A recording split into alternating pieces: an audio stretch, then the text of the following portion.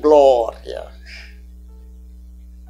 Irmãos, nós sabemos que toda decomposição que acontece no mundo em que nós vivemos, que está decompondo a cada dia que passa, são consequências de pecados cometidos, porque todos são pecadores. Todos são pecadores. Não existe quem não peque. Só que é bom lembrar que existe dois tipos de pecadores. Aquele que peca e lembra que pecou e pede perdão urgente, em questão de segundo. Ele está sempre de joelho nos pés do Senhor Jesus, mesmo sem saber que pecou, mas ele está lá pedindo perdão dos seus pecados. E Deus é rico em perdoar. Deus não é pobre. Deus não te deu uma quantidade para te perdoar. Ele diz, olha, tu só tem tantos solicitação de perdão e eu só tenho tantos perdão para te dar. Não, não existe. É ilimitado. É ilimitado. Paulo fala aos romanos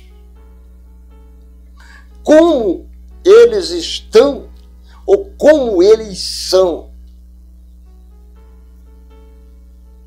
Irmãos, a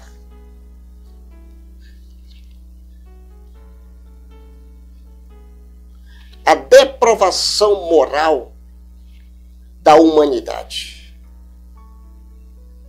ela está sendo vista e a cada dia que passa aumenta mais. É uma depravação tremenda. Quase em todos os segmentos da história houve essa depravação. Quase. E em quase todas as classes existe também essa depravação. E ela precisa ser combatida. Ela precisa ser freada. Ela não pode existir no meio daqueles que louvam, que adoram, que exaltam o nome do Senhor Jesus. Não podemos permitir que a depravação ela se infiltra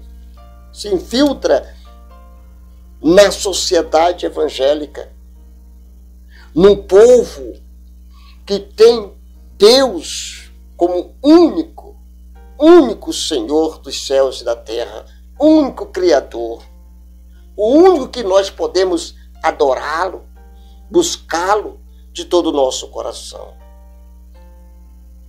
Aí Paulo diz o seguinte, Romanos capítulo 3, versículo de 9 a 20.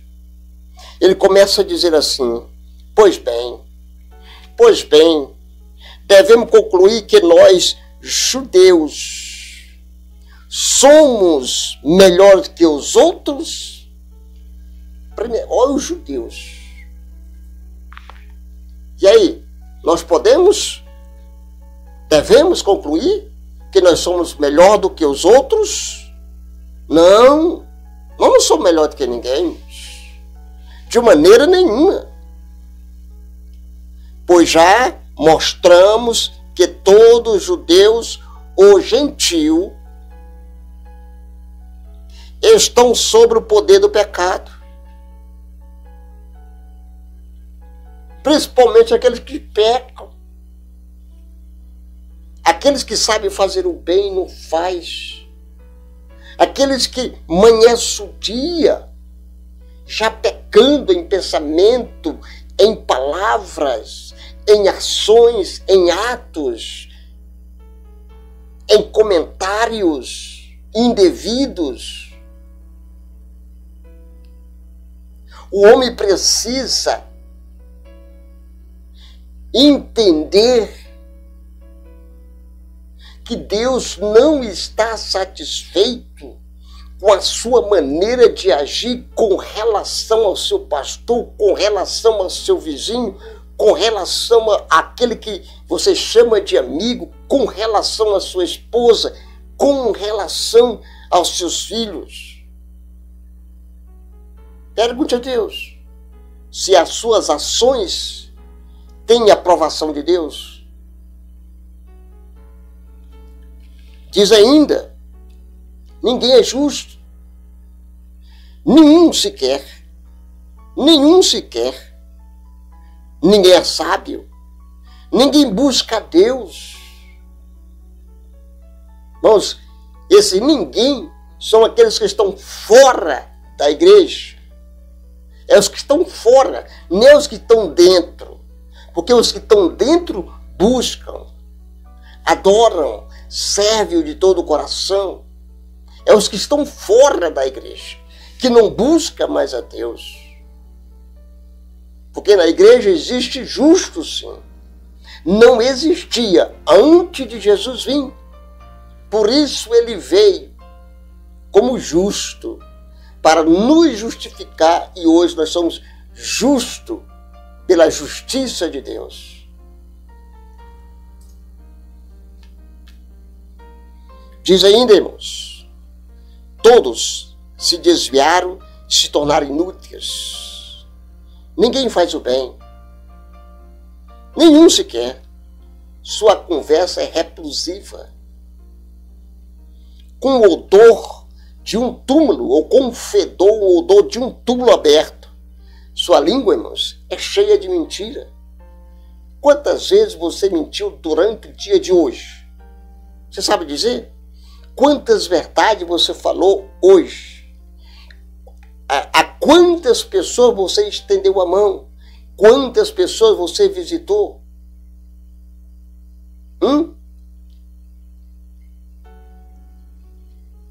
Não sabe mais fazer o bem. Veneno de serpente corteja nos seus lábios. Sua boca é cheia de maldição e amargura. Apressa em cometer um homicídio. Irmãos, por onde passa deixa destruição e sofrimento. Ninguém sabe onde encontrar a paz. Tão cego, estão surdos, não ouve.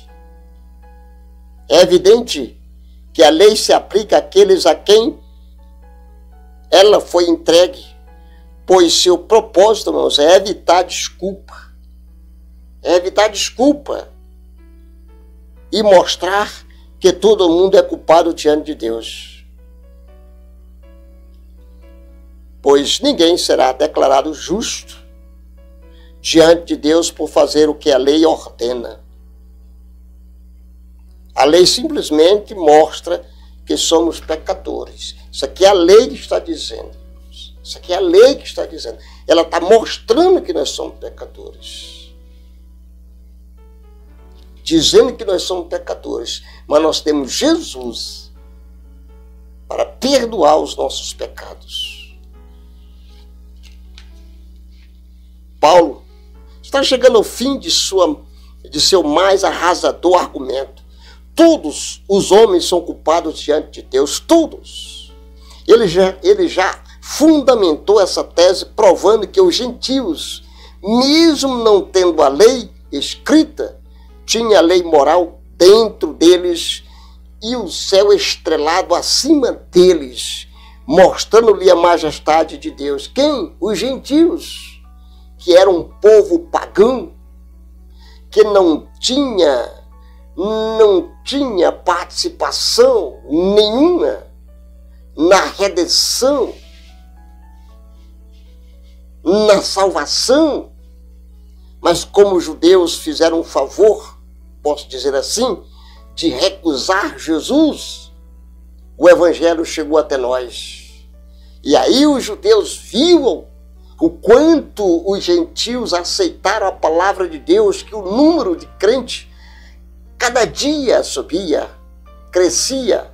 Então eles passaram a ter inveja e passaram a reconhecer Jesus, não todos. mostrando em sua majestade Deus, uma vez que não deram glória nem graças a Deus, antes inventaram pelos atalhos da idolatria e da imoralidade, tornando-se passível de morte. Você pode ler lá Romanos 1, 18 e 32. Dessa forma, Paulo desembarcou-nos, ou desbarcou a tola pretensão dos críticos moralistas que julgavam e condenavam publicamente os gentios por seus grosseiros pecados. Mas os cometia em segredo. Eles batiam em círculo. Eles colocavam fardos em cima dos gentios que eles não podiam carregar.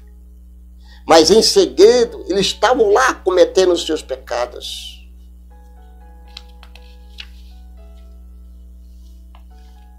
Por serem hipócritas, pregando uma coisa e vivendo outra, também não escaparia do juízo de Deus. Capítulo 2, versículo de 1 a 6 de Romanos. Vimos o julgamento de Deus. Com veemência, Paulo atacou a falsa confiança dos judeus que julgava melhores que os demais homens, refugiando-se na lei da circuncisão, acreditando que Deus, olha aí, irmãos, o trataria com favoritismo. Deus não trata com favoritismo, tá, irmãos? Irmãos, Paulo põe um machado da verdade na raiz dessa tola pretensão,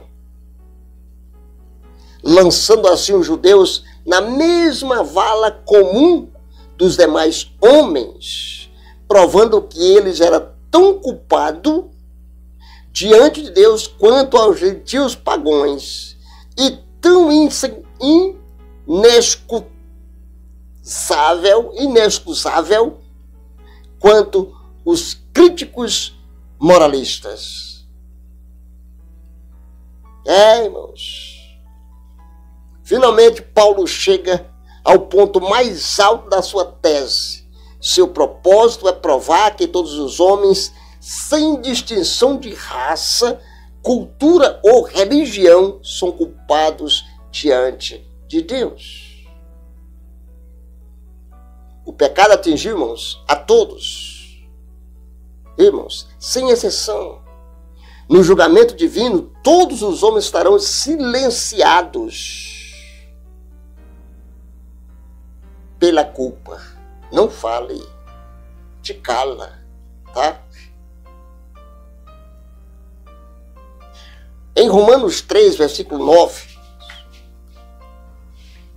Paulo faz uma pergunta, dá uma resposta e uma explicação. Estamos já encerrando. Que se concluiu: temos nós qualquer vantagem? Não, de forma nenhuma, pois já temos demonstrado que todos, tanto judeus como gregos, estão debaixo do pecado. Segundo Charles Adman, Paulo chega aqui à primeira grande conclusão da epístola. O gentio pecou contra a luz da natureza e da consciência. Os judeus com desafio à lei revelada.